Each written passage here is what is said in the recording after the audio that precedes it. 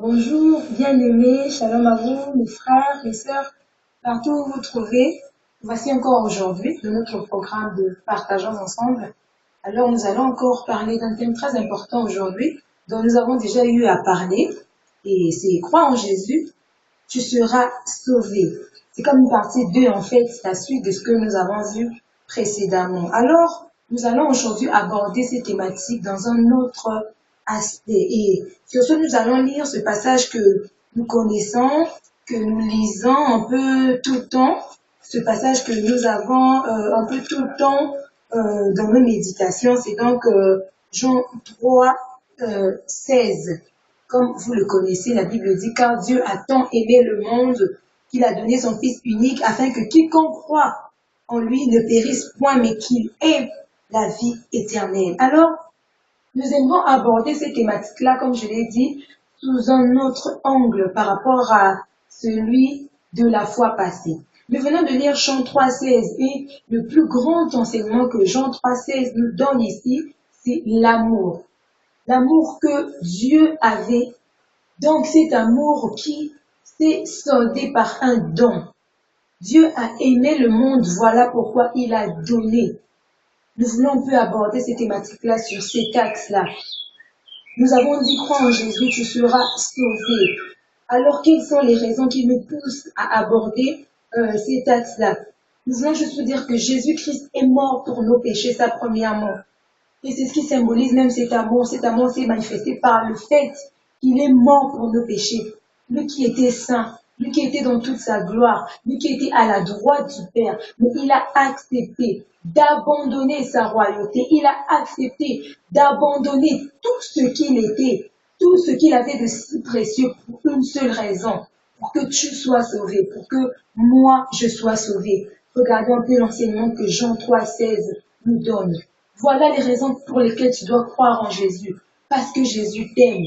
Jésus t'aime. Voilà pourquoi il a abandonné son trône. Il est descendu ici-bas, s'est revêtu de cette chair humaine, a accepté la souffrance, a accepté d'être humilié. Lui qui était saint dans toute sa gloire, lui qui est Dieu. Mais pour une seule raison, pour que tu sois sauvé. Pour que toi et moi ayons la vie éternelle. Voilà combien Jésus nous aime. Voilà l'enseignement qu'il nous donne. Alors comment ne pas croire à cet être?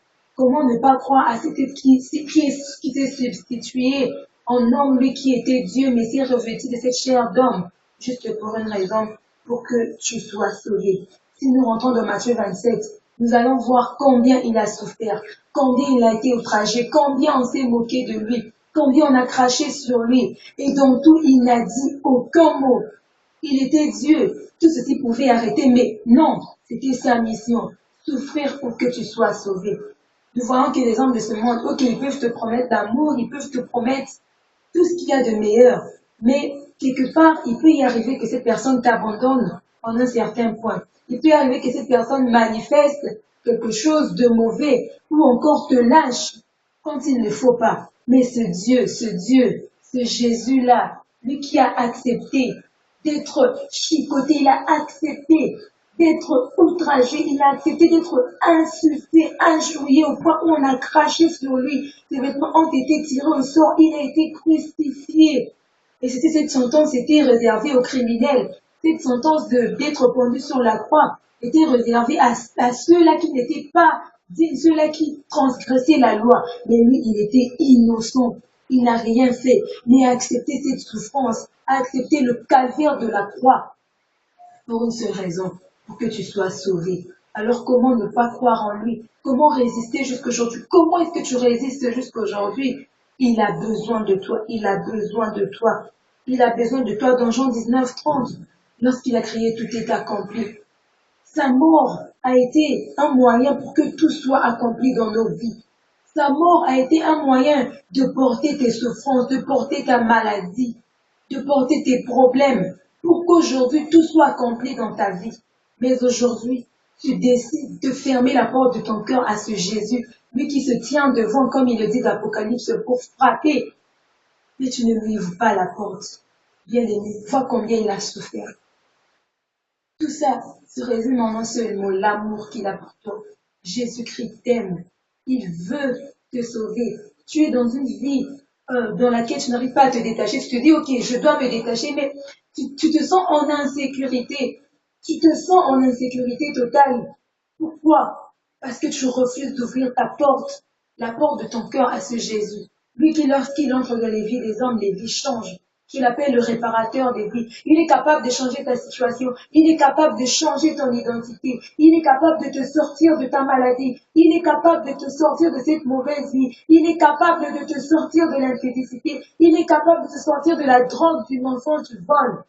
Pour cette raison, ouvre ton cœur. Dis Jésus-Christ, maintenant j'ai besoin de toi. Maintenant je m'abandonne à toi. Maintenant je veux te donner ma vie. Maintenant je veux te suivre. Maintenant je veux que tu sois le maître de ma vie.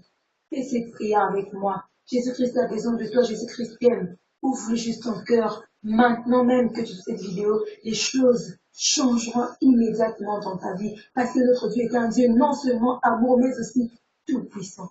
Alors pour vous qui avez suivi cette vidéo, que Dieu vous bénisse au nom de Jésus.